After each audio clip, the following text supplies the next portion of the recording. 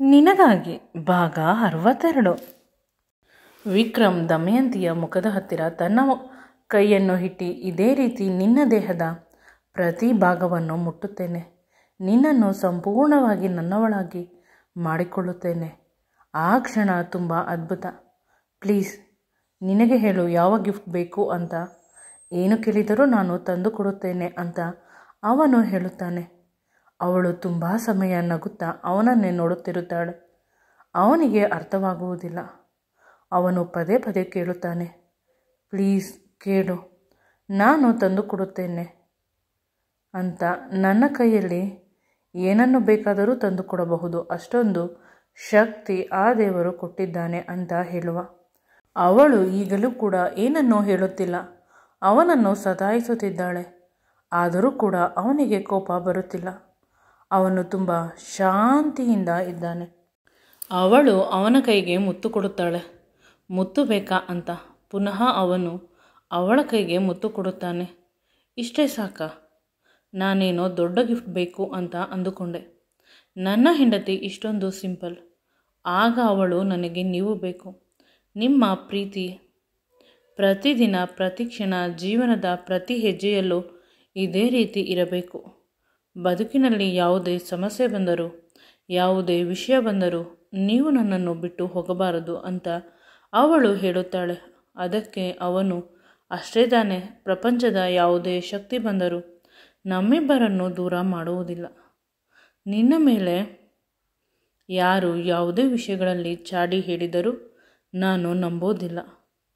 ನಾನಿರುವುದೇ ನಿನ್ನ ಸೇವಕನಾಗಿ, ನಿನ್ನ ಸೇವೆ ಮಾಡಲು. ನಿನ್ನನ್ನು ಬಿಟ್ಟು ಎಲ್ಲಿ ಹೋಗುತ್ತೇನೆ ಅಂತ ಅವಳ ತುಟಿಗೆ ಮುತ್ತು ಕೊಟ್ಟ. ನೀನು ನನ್ನನ್ನು ಬೇಡ ಅಂತ ದೂರ ತಳ್ಳಿದರೂ ನಾನು ನಿನ್ನನ್ನು ಬಿಟ್ಟು ಹೋಗುವುದಿಲ್ಲ ಅಂತ ಹೇಳಿದ. ಆದರೂ ಕೂಡ ಅವನಿಗೆ ಅನಿಸುತ್ತಿತ್ತು, ಇಂದು ಒಂದು ಸುಂದರವಾದ ಗಿಫ್ಟ್ ತೆಗೆದುಕೊಳ್ಳಬೇಕು ಅವಳಿಗಾಗಿ. ನನಗೆ ಒಂದು ಅದ್ಭುತವಾದ ಸುಖವನ್ನು ಕೊಡುವ ಅವಳಿಗೆ ಏನು ಕೊಟ್ಟರೂ ಕಡಿಮೆ ಅಂತ ಮನಸ್ಸಿನಲ್ಲಿ ಲೆಕ್ಕ ಹಾಕುತ್ತಿದ್ದ. ಇತ್ತ ಇವಳು ಜೀವನದಲ್ಲಿ ಎಂದೂ ಕೂಡ ಇಷ್ಟೊಂದು ಸುಖದ ಜೀವನ ಬರುತ್ತದೆ ಅಂತ ಅಂದುಕೊಂಡಿರಲಿಲ್ಲ. ಇದರ ಮಧ್ಯೆ ವಿಕ್ಕಿ ನೆನಪಾದ. ಅನ್ಯಾಯವಾಗಿ ಪಾರ್ಟಿಗೆ ಹೋಗಿ ನನ್ನ ಪವಿತ್ರತೆಯನ್ನು ಹಾಳು ಮಾಡಿಕೊಂಡೆ ಅಂತ ತನ್ನ ಮೇಲೆ ತಾನು ಬೇಸರ ಮಾಡಿಕೊಳ್ಳುತ್ತಿದ್ದಳು. ಅಷ್ಟರಲ್ಲಿ ವಿಕ್ರಮ್ ಬಿ ಹ್ಯಾಪಿ ಅಂತ ಅವಳ ಮುಖ ನೋಡಿ ನಕ್ಕ. ಅವಳು ಕೂಡ ಅವನನ್ನು ನೋಡಿ ನಗಲು ಶುರು ಮಾಡಿದಳು. ಸ್ವಲ್ಪ ಹೊತ್ತಿಗೆ ಅವಳ ಫೋನ್ಗೆ ವಿಕ್ರಮ್ನ ಅಜ್ಜಿಯ ಫೋನ್ ಬಂತು. ಅಜ್ಜಿ ದಮಯಂತಿಯ ಬಳಿ ಕೇಳುತ್ತಿದ್ದಳು, ನೀನು ಯಾವಾಗ ಬರುತ್ತೀಯ ಮನೆಗೆ? ನಿನ್ನನ್ನು ನೋಡಬೇಕು, ನಮ್ಮ ಮಗುವಿನ ಆರೈಕೆ ಮಾಡಬೇಕು. ವಿಕ್ರಮ್ ಹೇಳುತ್ತಿದ್ದ, ಡಾಕ್ಟರ್ ಬಳಿ ಕರೆದುಕೊಂಡು ಹೋಗುತ್ತೇನೆ ಅಂತ.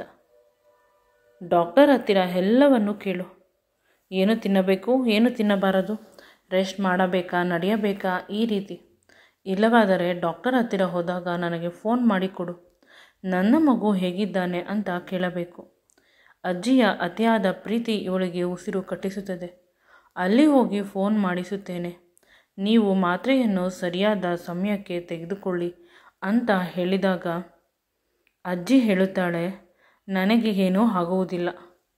ನನ್ನ ಮರಿಮೊಮ್ಮಗು ಬಂದು ನನ್ನನ್ನು ಮುತ್ತಜ್ಜಿ ಅಂತ ಕರೆಯುವವರೆಗೂ ನನಗೆ ಏನೂ ಆಗೋದಿಲ್ಲ ಅಂತ ನಕ್ಕಳು. ಫೋನ್ ಕಟ್ ಮಾಡಿದ ನಂತರ ಇತ್ತ ಶಾಂತಿ, ನನಗೂ ಕೂಡ ಫೋನ್ ಕೊಡಬೇಕು ಅಲ್ಲವೇ? ನಾನು ಮಾತನಾಡಬೇಕಿತ್ತು. ಚಿಕ್ಕಮ್ಮ ಅವರು ಹೇಗಿದ್ದಾರೆ ಅಂತ. ತುಂಬ ದಿನವಾಯಿತು ಅವರ ಜೊತೆ ಮಾತನಾಡಿ. ನಮ್ಮನ್ನೆಲ್ಲ ಮರೆತೇ ಬಿಟ್ಟಿದ್ದಾರೆ. ಎಷ್ಟು ದಿನವಾಯಿತು ಮನೆ ಬಿಟ್ಟು ಹೋಗಿ. ನಾವು ಅವರ ಮತ್ತು ಅವರ ಮಗುವಿನ ಆರೋಗ್ಯ ಕಾಪಾಡಲು ಕಾಯುತ್ತಿದ್ದೇವೆ ಅಂತ ಶಾಂತಿ ತುಂಬ ಬೇಸರದ ಕಣ್ಣುಗಳಿಂದ ಹೇಳಿದಾಗ ಅಜ್ಜಿ ಅವಳನ್ನು ಸಮಾಧಾನ ಮಾಡಿದಳು. ಬರುತ್ತಾರೆ, ಇದು ಅವರ ಮನೆ, ಇಲ್ಲಿ ಬರದೆ ಎಲ್ಲಿ ಹೋಗುತ್ತಾರೆ ಅಂತ ಹೇಳಬೇಕಾದಾಗ ವಿಕ್ರಮಮ್ಮ ಬಂದು ಬೀದಿಯಲ್ಲಿ ಬಿದ್ದ ಗತಿ ಇಲ್ಲದವರೆಲ್ಲ ಬಂದು ಇಲ್ಲಿ ರಾಣಿಯಾಗುತ್ತಾರೆ. ಇಲ್ಲಿಯ ರಾಣಿಯರಿಗೆ ಸಿಗಬೇಕಾದ ಮರ್ಯಾದೆ, ಬೆಲೆ ಸಿಗುವುದಿಲ್ಲ. ಕಾಲ ತುಂಬ ಕೆಟ್ಟೋಗಿದೆ ಅಂತ ಕೋಪದಿಂದ ತನ್ನ ಕೈಯಲ್ಲಿದ್ದ ಗಾಜಿನ ಲೋಟವನ್ನು ಕೆಳಗೆ ಬಿಸಾಡುತ್ತಾಳೆ. ಒಂದು ಕ್ಷಣಕ್ಕೆ ಅಲ್ಲಿ ವಾತಾವರಣ ಹದಗೆಡುತ್ತದೆ. ಎಲ್ಲರೂ ಮೌನವಾದರು. ಯಾರೂ ಏನೂ ಮಾತನಾಡಲಿಲ್ಲ. ಶಾಂತಿ ನಿಧಾನವಾಗಿ ಅದನ್ನೆಲ್ಲ ಕ್ಲೀನ್ ಮಾಡಿದಳು. ಅವಳಿಗೆ ಗೊತ್ತು, ಈಗ ಏನು ಮಾತನಾಡಿದರೂ ಅಮ್ಮ ಅವರಿಗೆ ತುಂಬ ಕೋಪ ಬರುತ್ತದೆ. ಮೊದಲಿನಿಂದಲೂ ಅವರನ್ನು ಮಾತ್ರ ಚೆನ್ನಾಗಿ ನೋಡಿಕೊಳ್ಳಬೇಕು, ಒಬ್ಬಿಸಬೇಕು. ಇನ್ನೊಬ್ಬರನ್ನು ಒಬ್ಬಿಸಿದರೆ ಅವರಿಗೆ ಇಷ್ಟವಾಗುತ್ತಿರಲಿಲ್ಲ. ಈಗ ಚಿಕ್ಕಮ್ಮನವರನ್ನು ಹೊಗಳಿದಾಗ ಇವರು ತುಂಬ ಕಷ್ಟಪಡುತ್ತಿದ್ದಾರೆ. ಇಂಥ ಅತ್ತೆ ಯಾರಿಗೂ ಸಿಗೋದು ಬೇಡ. ಕೊನೆ ಪಕ್ಷ ವಿಕ್ರಮ್ ಅಪ್ಪ ಅವರು ತುಂಬ ಒಳ್ಳೆಯವರು. ಅದಕ್ಕಾದರೂ ಖುಷಿ ಪಡಬೇಕು. ಇಲ್ಲವಾದರೆ ದಮಯಂತಿ ಅಮ್ಮನವರಿಗೆ ತುಂಬ ಕಷ್ಟವಾಗುತ್ತಿತ್ತು. ನಾವೆಲ್ಲ ಅವರನ್ನು ಚೆನ್ನಾಗಿ ನೋಡಿಕೊಳ್ಳುತ್ತೇವೆ. ಈ ಅಮ್ಮನ ಕೆಟ್ಟ ದೃಷ್ಟಿ ಅವರ ಮೇಲೆ ಬೀಳಬಾರದು. ಅಜ್ಜಿಯ ಕಡೆ ತುಂಬ ಅಸಹಾಯಕವಾಗಿ ಶಾಂತಿ ನೋಡಿದರು. ಅಜ್ಜಿಗೆ ಬೇಸರವಾಗಿತ್ತು. ಇದೇನು ಹೊಸದಲ್ಲ. ಅತ್ತೆ ಎನ್ನುವ ಮರ್ಯಾದೆಯನ್ನು ಸ್ವಲ್ಪ ಕೂಡ ಕೊಡುವುದಿಲ್ಲ. ಇಲ್ಲಿ ವಿಕ್ರಮ್, ನಾನು ಫೋನನ್ನು ಸ್ವಿಚ್ ಆಫ್ ಮಾಡಿರುತ್ತೇನೆ. ರಾತ್ರಿ ಪ್ರತಿಯೊಬ್ಬರೂ ಈ ರೀತಿ ಕಾಲ್ ಮಾಡಬಾರದು ಅಂತ ಹೇಳಿದಾಗ, ದಮಯಂತಿ ಜಾಸ್ತಿ ಆಯಿತು ನಿಮ್ಮದು. ಎಮರ್ಜೆನ್ಸಿ ಇದ್ದರೆ ಒಂದು ರಾತ್ರಿ ಏನೋ ಎಮರ್ಜೆನ್ಸಿ ಆಗುವುದಿಲ್ಲ. ನಾನು ನಮ್ಮಿಬ್ಬರಿಗೂ ಈ ರೀತಿಯ ಬಟ್ಟೆಗಳನ್ನು ನೋಡಿದ್ದೇನೆ ಮೊದಲ ರಾತ್ರಿಗೆ ಅಂತ ಅವನು ತೋರಿಸಿದ. ಬಟ್ಟೆಗಳು ತುಂಬ ಚೆನ್ನಾಗಿತ್ತು. ಅವಳು ಅವನನ್ನು ನೋಡುತ್ತಾ ನಗುತ್ತಾ ಇದ್ದಳು. ಅದಕ್ಕೆ ಅವನು, ನನಗೆ ಗೊತ್ತು ನೀನು ಏನಕ್ಕೆ ನಗುತ್ತಿದ್ದೀಯಾ ಅಂತ. ಏನಕ್ಕೆ ಅಂತ ಕೇಳಿದಳು. ಮೊದಲ ರಾತ್ರಿಗೆ ಬಟ್ಟೆ ಏನಕ್ಕೆ ಅಂತ ಅಲ್ಲವೇ? ಅವಳು ಹೌದು ಅಂತ ತಲೆ ಅಲ್ಲಾಡಿಸಿದಳು. ಅವಳನ್ನು ಜಾಸ್ತಿ ಆಯಿತು. ನನಗೂ ಕೂಡ ಮೊದಲು ಇದೇ ರೀತಿ ಅನಿಸಿತು. ಆಮೇಲೆ ಮೊದಲು ಸ್ವಲ್ಪ ಮುದ್ದಾಡಬೇಕಾದರೆ ಮೈಮೇಲೆ ಬಟ್ಟೆ ಇರಲಿ. ಈ ಬಟ್ಟೆ ತುಂಬ ಮೆಮೊರಬಲ್ ಆಗಿರುತ್ತದೆ. ಜೀವನ ಪರ್ಯಂತ ಇದು ನಮ್ಮ ಮೊದಲ ರಾತ್ರಿಯ ಬಟ್ಟೆ ಅಂತ ಇಟ್ಟುಕೊಳ್ಳಬಹುದು ಅಂತ ಅವನು ತುಂಬ ಮುದ್ದಾಗಿ ಹೇಳಿದ. ಕ್ಷಣದಿಂದ ಕ್ಷಣಕ್ಕೆ ಇವಳಿಗೂ ಕೂಡ ಆಸೆ ಶುರುವಾಯಿತು. ರಾತ್ರಿ ಅವರಿಬ್ಬರು ಒಂದಾಗುವ ಕ್ಷಣವನ್ನು ನೆನೆದು ಅವಳು ಕಳೆದು ಹೋಗಿದ್ದಳು. ಆಗ ಅವನು ಅವಳ ಕೈಯನ್ನು ಹಿಡಿದು ಹೇಳಿದ, ನೀನು ಕಳೆದು ಹೋದೆ. ನನ್ನ ರೀತಿ ನಾನೇ ಈ ರೀತಿ ಇರಬೇಕಾದರೆ ಇನ್ನು ನೀನು ಹೇಗೆ ಇರಬೇಡ. ನಿನ್ನನ್ನು ಮದುವೆಯಾದ ದಿನದಿಂದ ನನಗೆ ಕೆಲಸ, ಕಾರ್ಯ, ಮನೆ, ಮಠ ಯಾವುದೂ ಬೇಡ. ನಿನ್ನ ಜೊತೆಗೆ ಇದ್ದು ಬಿಡಬೇಕು ಪ್ರತಿಕ್ಷಣ ಅಂತ ಅನಿಸುತ್ತದೆ. ನನ್ನ ಪ್ರೀತಿ, ನನ್ನ ಪ್ರಾಣ ನೀನೆ ಅಂತ ಅವಳ ಹಣೆಗೆ ಮುತ್ತು ಕೊಡುತ್ತಾನೆ. ಅವಳು ಹೇಳುತ್ತಾಳೆ, ನನಗೆ ನಿಜವಾಗಲೂ ಹೊಟ್ಟೆ ತುಂಬ ಹಸಿಯುತ್ತಿದೆ. ನೀವು ನಿಧಾನ ಮಾಡುತ್ತಿದ್ದೀರಾ. ಆಗ ಅವನಿಗೆ ತನ್ನ ತಪ್ಪು ಅರಿವಾಗಿ, ಬೇಗ ನಿನ್ನನ್ನು ಒಳ್ಳೆ 5 ಸ್ಟಾರ್ ಹೋಟೆಲ್ಗೆ ಕರೆದುಕೊಂಡು ಹೋಗುತ್ತೇನೆ ಊಟಕ್ಕೆ ಅಂತ ಹೇಳುತ್ತಾನೆ. ಆಗ ಅವಳು, ನನಗೆ 5 ಸ್ಟಾರ್ ಹೋಟೆಲ್ ಬೇಡ, ನಾನು ಹೇಳಿದ ಕಡೆ ನಿಲ್ಲಿಸಿ, ಅಲ್ಲಿ ಏನು ಇರುತ್ತದೆ ಅದನ್ನು ಕೊಡಿಸಿ ಅಂತ ಹೇಳಿದಳು. ಅವನು ಆಯಿತು ಅಂತ ಕಾರನ್ನು ಸ್ಟಾರ್ಟ್ ಮಾಡಿದ.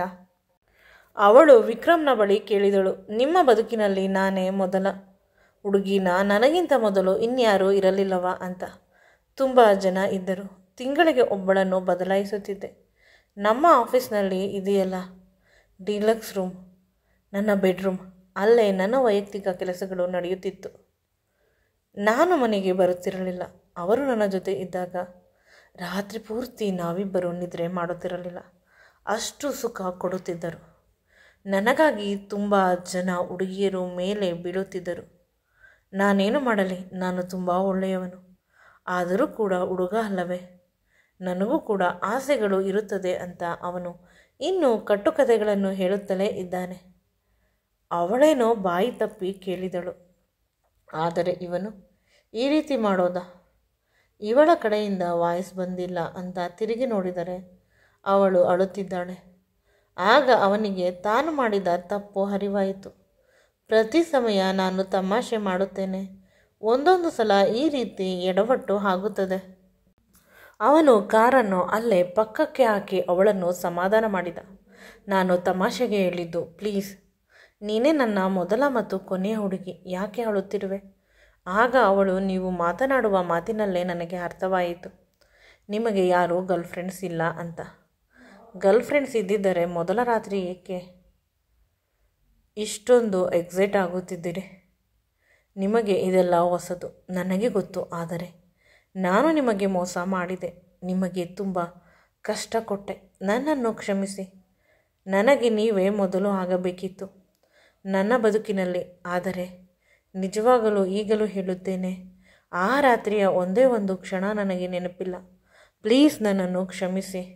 ಯಾವ ಹುಡುಗ ಕೂಡ ಮಾಡದ ಕೆಲಸ ಮಾಡಿದ್ದೀರಾ. ಬೇರೆಯವರ ಮಗುವಿಗೆ ಅಪ್ಪ ಆಗುತ್ತಿದ್ದೀರಾ.